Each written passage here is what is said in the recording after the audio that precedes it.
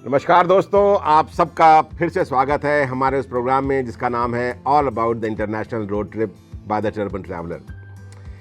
आज जिस सब्जेक्ट के बारे में हम बात करने जा रहे हैं वो बहुत ही ज़्यादा इंपॉर्टेंट है, क्योंकि उसके बिना आप ट्रैवल ही नहीं कर सकते। गाड़ी की तो हम बात कर चुके हैं। वो डॉक्यूमेंट जिसके बिना आपको कोई भी कंट्री अपने अंदर घुसने नहीं देगा, और वो है आपका पासपोर्ट और साथ में वीज़ा। सो दोनों चीज़ें बहुत इंपॉर्टेंट है, पासपोर्ट और वीज़ा दोनों। तो सबसे पहले बात करते हैं पासपोर्ट की।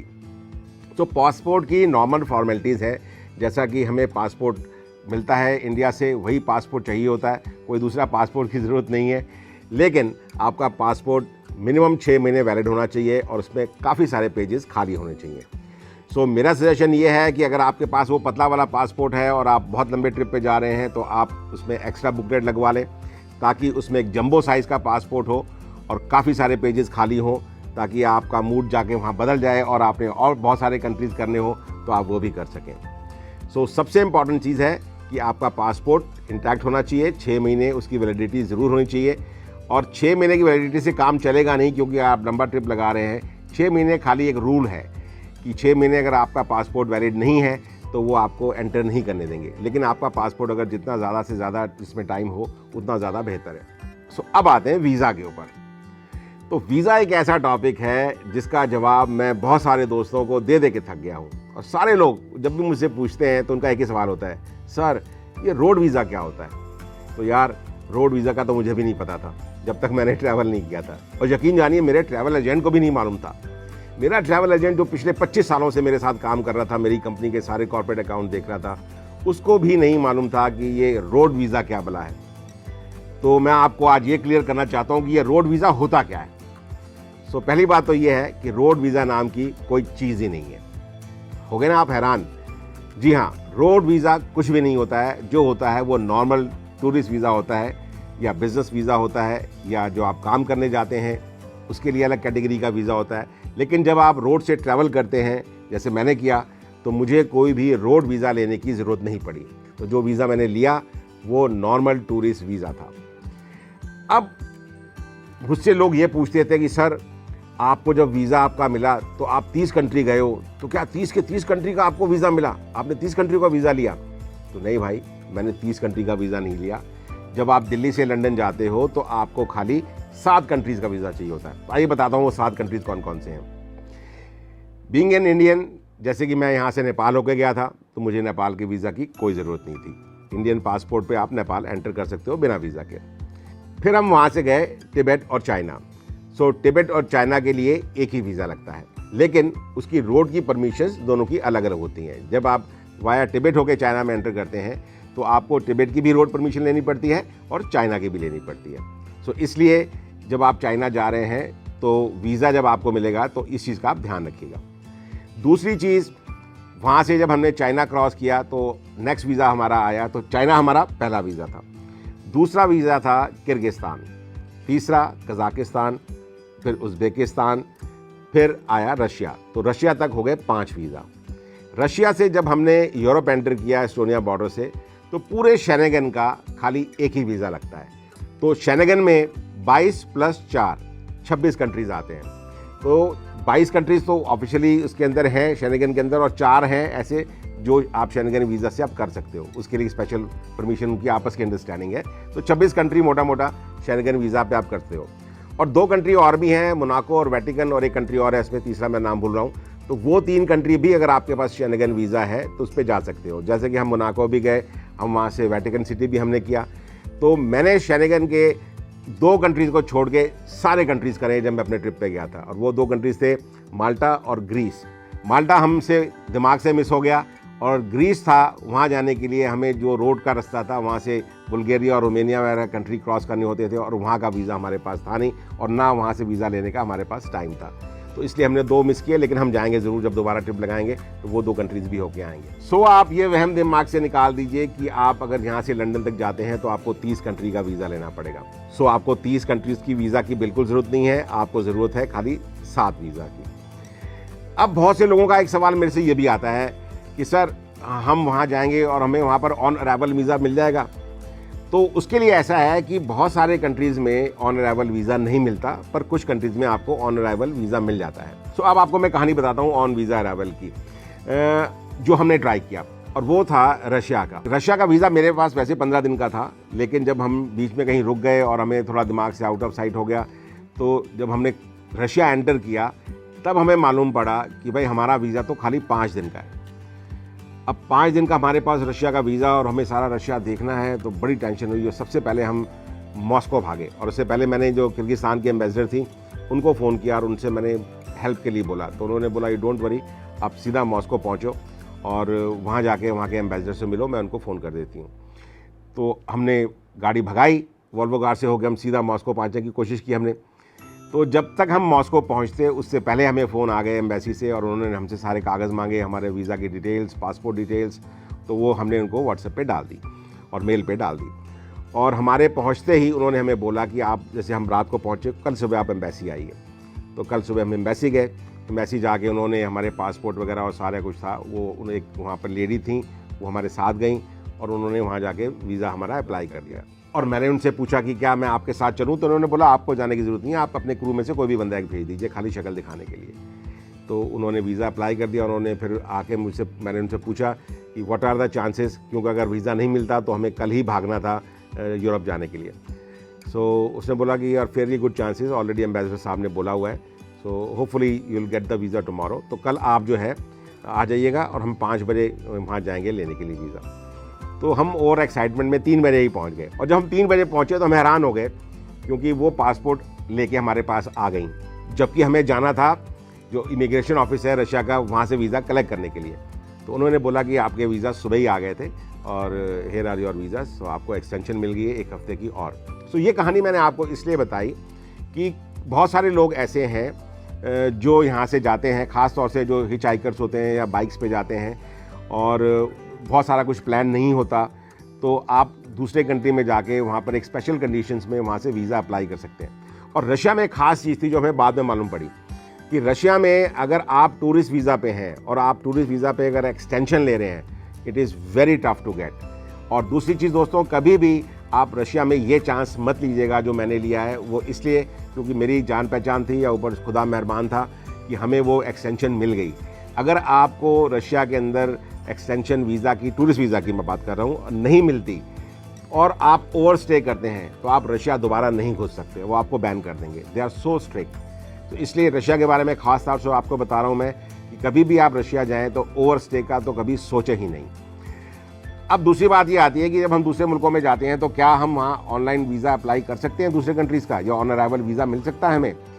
तो कुछ कंट्रीज़ हैं जहाँ पर आपको मिल जाता है, और उसका प्रोसीजर ये है कि जैसे मैं आज रशिया में हूँ और मुझे दूसरा एस्टोनिया जाना है, या और किसी भी कंट्री से दूसरे, एक कंट्री से दूसरे कंट्री में जाना है, तो जिस कंट्री में मैं हूँ मैं वहाँ पर इंडियन एम्बेसी में जा सकता हूँ, और इंडियन एम्बेसी के थ्रू मैं वहाँ की जो इमिग्रेशन ऑफिस है वहाँ पर अप्लाई कर सकता हूँ, तो वहाँ से वीज़ा मिल जाते हैं। लेकिन कुछ कंट्रीज़ ऐसे हैं जिनकी ये खास रिक्वायरमेंट है कि अगर आपको वीज़ा डालना है तो आपको अपने होम कंट्री से ही जाके डालना पड़ेगा, जिसमें शेंगन हो गया, आपका यूके हो गया, ऑस्ट्रेलिया हो गया, आपका कनाडा और यूएसए हो गया। सो ये बड़े बड़े कंट्रीज़ जिनका वीज़ा आपको बड़ी मुश्किल से मिलता है, सो ये country they are so strict, इसके लिए वीज़ा आपको अपने कंट्री से ही जाके डालना पड़ेगा, और बहुत ही रेयर टू रेयरेस्ट कंडीशन होती है कि अगर आपको वो वीज़ा दे दें।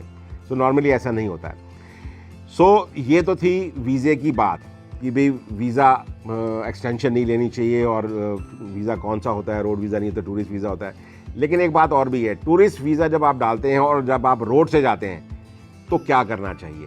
तो उसके लिए एक स्पेशल कवरिंग लेटर बनता है, जिसकी डिटेल्स हम आपको अपने जो डिस्क्रिप्शन में वहाँ पर डाल रहे हैं।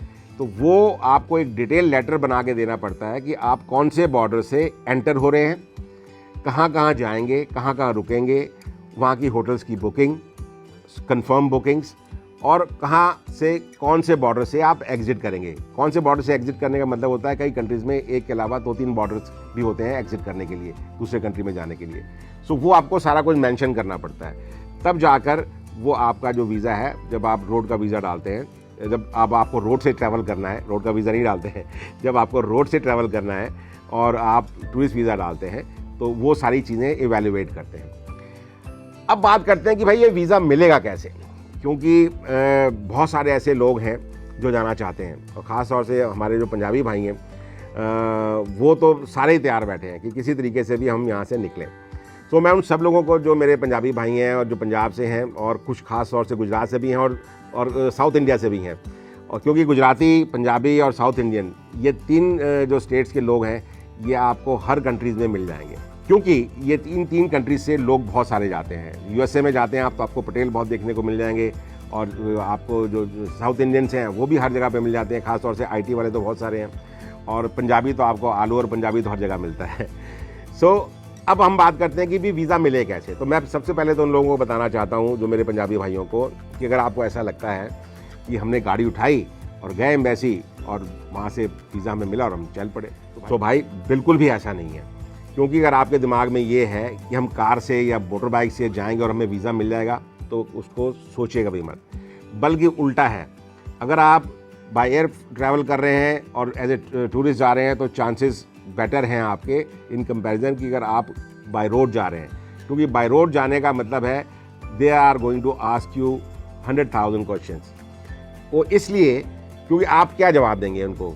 सबसे पहले वो आपसे सवाल पूछेंगे कि आप क्यों जा रहे हैं, तो आपका जवाब होगा कि मैं टूरिस्ट हूँ और मैं वहाँ पर घूमने के लिए जा रहा हूँ।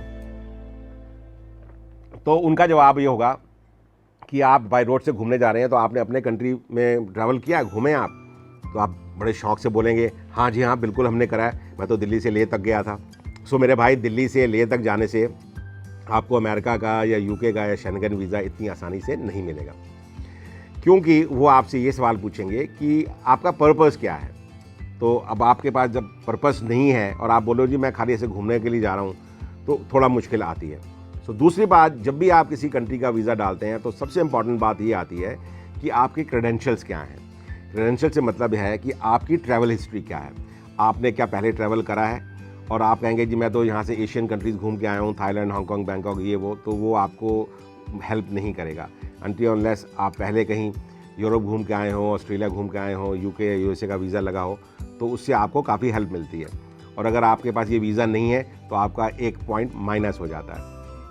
और तीसरी चीज़ आती है कि आपका बैंक बैलेंस क्या है। इसका ये मतलब बिल्कुल भी नहीं है जो मैं चीज़ आपको बता रहा हूँ कि अगर आपका पासपोर्ट कोरा है और आपके पास बैंक में बैलेंस नहीं है और आपने कभी पहले ट्रैवल नहीं किया तो आपको वीज़ा नहीं मिल सकता। मैं आपको एक कहानी बताता हूँ इसके बाद, ख़त्म करने के बाद, कि कैसे मेरे क्रू मेंबर को वीज़ा मिला जिसका कि कोरा पासपोर्ट था। सो बैंक बैलेंस या आपके कागज़ वो बड़े इंपॉर्टेंट हैं। जब भी आप किसी भी कंट्री का कोई भी वीज़ा अप्लाई करते हैं, और ख़ास तौर से ये बड़े बड़े कंट्रीज़ जो हैं, अमेरिका, कनाडा, तो वो इमिग्रेशन ऑफिसर आपकी शक्ल देखता है और फिर वो अंदाज़ा लगाता है भाई इस आदमी को वीज़ा देना है कि नहीं देना, क्योंकि वो आपकी बॉडी लैंग्वेज रीड करता है। और ये बात मुझे कैसे पता है? ये बात मुझे इसलिए पता है कि जिस कप से मैं इस वक्त बैठ के कॉफ़ी पी रहा हूँ, ये कप है अमेरिकन एम्बेसी दिल्ली का। मुझे कहाँ से मिला? ये कप मुझे मिला जिस वक्त अमेरिकन एम्बेसी ने मुझे बुलाया था वहाँ पर एक लेक्चर देने के लिए फिल्म इंडस्ट्री के ऊपर। तो मैं और मेरे एक दोस्त हैं, बहुत बड़े फिल्म डायरेक्टर हैं बॉम्बे के, पंकज पराशर जी, उनके साथ हम दोनों लोग गए एम्बेसी में और हमने वहाँ जाके एक लेक्चर दिया फिल्म इंडस्ट्री के ऊपर।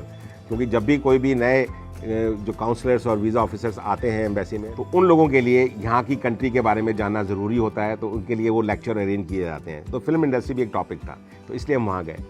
तो जिन्होंने हमें इन्वाइट किया था, ही वॉज़ वेरी नाइस। तो उनसे हमारी बात हुई, तो उन्होंने हमें सारी एम्बेसी घुमाई। बहुत कम लोगों को एक्सेस होता है कि आप एम्बेसी, अमेरिकन एम्बेसी दिल्ली, आप अंदर जाके पूरी उनके गेस्ट हों और पूरी एम्बेसी देख रहे हों, तो वो बड़े अपने आप में बड़ी मज़ेदार चीज़ थी। तो मैंने उनसे बोला कि आप मुझे एक बात बताइए कि जब आप वीज़ा किसी को देते हैं, कोई आपके पास वीज़ा मांगने आता है स्पेशली इन इंडिया, तो आप क्या देखते हैं? सो उन्होंने जब मुझे बात बताई वो बहुत ही हैरान करने वाली थी। और उनका कहना था कि आपके पेपर्स, क्रेडेंशियल्स, ये सारी चीज़ें सेकेंडरी हैं। सबसे पहले हम ये देखते हैं आपकी बॉडी लैंग्वेज, कि आप जो बोल रहे हो वो सच बोल रहे हो कि झूठ बोल रहे हो, नंबर 1। दूसरी चीज़ हम ये देखते हैं आपकी इंटेंशन क्या है, आप किस लिए जा रहे हो, और जिस इंटेंशन से भी आप जा रहे हो आप वापस आएंगे अपने कंट्रीज़ कि नहीं आएंगे। तो 2 चीज़ें हमारे लिए इंपॉर्टेंट हैं। अगर वो 2 चीज़ों से हम आपके पहले जो भी हम आपसे पूछते हैं, what is your name and etcetera etcetera, उनसे ही हमें मालूम पड़ जाता है कि आप कौन से स्टेशन से बोल रहे हैं। तो अगर वो चीज़ें हमें समझ में आ जाती हैं तो बाकी कागज़ वगैरह हम बाद में देखते हैं। वो सारी चीज़ें, वो भी फैक्टर होता है जो बाकी चीज़ें हैं, लेकिन डिसाइसिव फैक्टर होता है फर्स्ट ऑफ ऑल आपकी बॉडी लैंग्वेज, क्योंकि उसी से समझ में आता है कि इस इंसान की इंटेंशन क्या है। ये खाली वहाँ पर वीज़ा लेके सेटल होने के लिए जा रहा है या वाकई जिस पर्पज़ के लिए जा रहा है वो जाके वहाँ से वापस आएगा। सो ये बहुत इंपॉर्टेंट है कि जब भी आप वीज़ा अप्लाई करें तो आपके पास एक पर्पज़ होना चाहिए और ऑनेस्टली जाके वहाँ एम्बेसी से बात करिए, कोई भी आपको वीज़ा रिफ्यूज़ नहीं करेगा। और अगर आपके पास पिछला बैकग्राउंड है तो फिर तो सोने पे सुहागा है, जैसे कि मेरे पास था। जब मैंने वीज़ा अप्लाई किया उससे पहले मेरे पास सारे जो बड़े बड़े कंट्रीज़ हैं, चाहे वो अमेरिका है, कनाडा है, यूएसए है, ऑस्ट्रेलिया है, यूरोप है, सबके वीज़े लगे हुए थे। और मेरा पासपोर्ट इतना 5 तो कॉपीज़ वाला मेरा पासपोर्ट था और मैं पिछले 40 साल से ट्रैवल कर रहा हूँ। तकरीबन इन 30 कंट्रीज से पहले 50 कंट्रीज़ घूम चुका था, तो मुझे वीज़ा में प्रॉब्लम नहीं आई। अब मेरे करके मेरे क्रू को भी प्रॉब्लम नहीं आई। अब मैं आपको बताता हूँ कि हमारे साथ क्या हुआ। मेरा एक क्रू मेंबर था जो मेरा ख़ास बंदा था और किसी एक विशेष समुदाय से आता है, मैं वो नाम नहीं लूँगा, और यंग था, उसकी शादी नहीं हुई थी, एक कोरा पासपोर्ट था, बैंक में बैलेंस नहीं था और मेरे वो बड़े काम का था और मुझे उसको साथ लेके जाना था। तो अब इतने सारे माइनस पॉइंट, अब उसका वीज़ा कैसे लगे? तो सबसे पहले जब भी हमने उसका अपना कवरिंग लेटर बनाया तो वो कवरिंग लेटर मेरी तरफ से था, जिसमें मैंने अपने सारे क्रू मेंबर्स के उसमें details, their names and passport और सारा कुछ डाला हुआ था। और जब उन्होंने अपना लेटर डाला तो उनके कवरिंग लेटर के ऊपर मेरा नाम और मेरी पासपोर्ट डिटेल लिखी थी कि हम अपने बॉस के साथ जा रहे हैं। और मैंने जब अपना लेटर डाला तो मैंने बोला कि मेरे साथ मेरे ये एम्प्लॉयज़ भी जा रहे हैं या ये फ्रेंड्स भी जा रहे हैं, जैसे भी आप कुछ भी करके डालें, जिनका पासपोर्ट स्ट्रांग हो या जिनकी पेपर वर्क स्ट्रांग हो, तो वो ऐसा कर सकते हैं। तो उससे क्या हुआ कि उन्होंने अच्छा, दूसरी मैंने उस लड़के के अकाउंट में तकरीबन 2-2.5 लाख रुपए उसके अकाउंट में एज एन एडवांस सैलरी भी ट्रांसफ़र करा दिए थे, ताकि उसका बैंक बैलेंस थोड़ा बहुत तो ठीक ठाक रहे। और वो मेरे पास तकरीबन 1.5 से ऑलरेडी काम कर रहा था। सो उसका जब वीज़ा, कोरा पासपोर्ट, और सबसे पहला जब उसका जब वीज़ा लगा तो वो उसको आया वीज़ा यूके का, शेंगन भी नहीं मिला, यूके का वीज़ा मिला। And no question asked, believe me, no question asked. क्यों? क्योंकि हमारी जो प्रेजेंटेशन थी, जो हमने रिप्रेजेंट किया था अपने आप को, वो बहुत स्ट्रांग था। उसके पास उसके लिए एक पर्पस था और उसकी भी एक चेन बनी हुई थी। तो मैं आपको ये बताता हूँ कि वो चेन कैसे बनती है और आपको कैसे बनानी होती है। हाँ, ये सारा कुछ मैं दिल्ली से लंदन की बात कर रहा हूँ। सो जब भी आप दिल्ली से लंदन जाते हैं तो आपको एक तो लेनी होती है रोड परमिशन, दूसरा होता है वीज़ा। रोड परमिशन के आपको मोटे पैसे पहले एडवांस में देने होते हैं, तो इसलिए कभी भी रोड परमिशन तब तक अप्लाई नहीं करें जब तक कि आपका वीज़ा आपके हाथ में ना हो। जब आपको वीज़ा मिल जाए कम से कम कुछ कंट्रीज़ का, तब आप आगे रोड परमिशन के लिए अप्लाई करें। तो अब आइए हम बात करते हैं कि कौन कौन से कंट्रीज़ का वीज़ा आपको पहले अप्लाई करना चाहिए। तो जैसे यहाँ से हम जा रहे हैं तो नेपाल का वीज़ा नहीं चाहिए, तो चाइना का वीज़ा आप दिल्ली से भी अप्लाई कर सकते हो और दूसरा आप जब नेपाल जाके भी कर सकते हो। तो नेपाल से बड़ा आसानी से मिल जाता है, वहाँ एजेंट हैं, उनका नाम राम है, मैं उसका भी लिंक आपको नीचे डाल दूँगा, आप उनसे बात कर सकते हैं। Is a very nice guy. So वहाँ पर आप जाइए, उनको अपना सारा डॉक्यूमेंट दीजिए, उनसे पहले बात कर लीजिए फ़ोन पे, वो आपको बता देंगे ये डॉक्यूमेंट चाहिए। और चाइना का वीज़ा जब आप लेते हैं तो आपको ग्रुप वीज़ा लेना चाहिए, क्योंकि अगर आप अलग अलग वीज़ा लेंगे तो प्रॉब्लम खड़ी हो जाएगी। क्यों? क्योंकि आपकी जो परमिशन होती है, जो रोड परमिशन होती है, वो ग्रुप की मिलती है। तो अगर आप इंडिविजुअल वीज़ा लेंगे तो वहाँ पर आपको दिक्कत परेशानी हो सकती है। इंडिविजुअल वीज़ा लेने के अपने एडवांटेजेस हैं, दूसरे कंट्रीज़ में वो काम आते हैं, लेकिन चाइना में वो I don't think that is going to help you.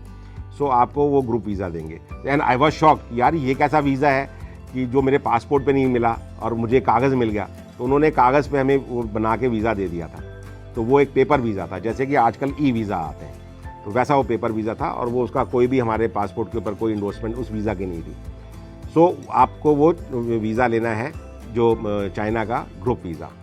फिर आपको किर्गिस्तान, कज़ाकिस्तान, उज़्बेकिस्तान, ये 3 कंट्रीज़ हैं जिनके वीज़ा आपको दिल्ली से मिल जाते हैं। उसकी एक फॉर्मेलिटी है, वो भी एजेंट्स हैं यहाँ पर, उनका भी डिस्क्रिप्शन में डाल देता हूँ आपको, ताकि आपको आसानी हो, आप उनसे मिल सकते हैं।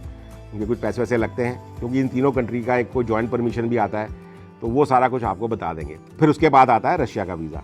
तो रशिया तक ये आपके जो 4-5 वीज़े जो हैं, जब ये आपके लग गए, उसके बाद जब आप यूके और शेंगन इनका डालते हैं वीज़ा, तो आपके पास एक बेस बना होता है ऑलरेडी, और आपके पास वो जो परमिशन है जो आपने अप्लाई करी होती है, उसके डॉक्यूमेंट्स भी होते हैं। I am talking about the road permission. तो अब मैं सारे डॉक्यूमेंट्स मेरे बन गए, मेरे पास रोड परमिशन आ गई, जो मेरे गाड़ी के कागज़ हैं कार ने वो आ गया।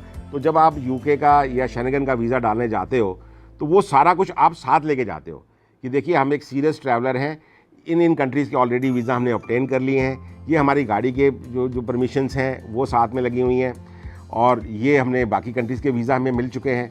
अब हमें जाना है, तो वो आपका एक बेस बना लेता है। ठीक है, अब जिन लोगों के पास ये चीज़ें नहीं है, मैं आपको एक चीज़ और बताना भूल गया कि जब आपके पास ऐसी कोई चीज़, जैसे आपके पास बैंक बैलेंस नहीं है या फाइनेंशियली आपकी बैलेंस शीट इतनी ज़्यादा स्ट्रांग नहीं है, तो उस वक्त हेल्प करते हैं आपको स्पॉन्सर्स।